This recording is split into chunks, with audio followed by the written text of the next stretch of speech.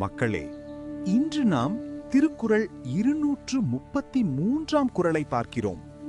இது திருக்குறளின் அறத்துப்பால் பகுதியில் உள்ள துறவறவியல் என்னும் பகுதியில் இடம்பெற்றுள்ள புகழ் அதிகாரத்தைச் சேர்ந்த குறள்.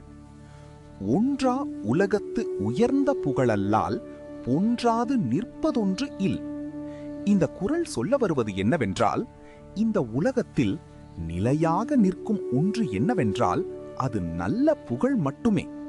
பணம் ஒரு நாள் அழிந்து போகலாம், அதிகாரம் ஒரு நாள் முடிந்து போகலாம், அழகு, இளமை, செல்வம் எல்லாமே காலத்தால் மாறிவிடும்.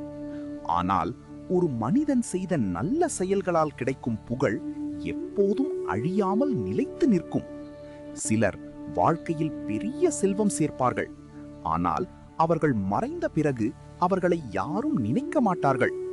ஆனால் பிறருக்கு உதவி செய்து நல்ல பெயர் பெற்றவர்கள், அவர்கள் இல்லாவிட்டாலும் அவர்களின் புகழ் வாழ்ந்து கொண்டே இருக்கும்.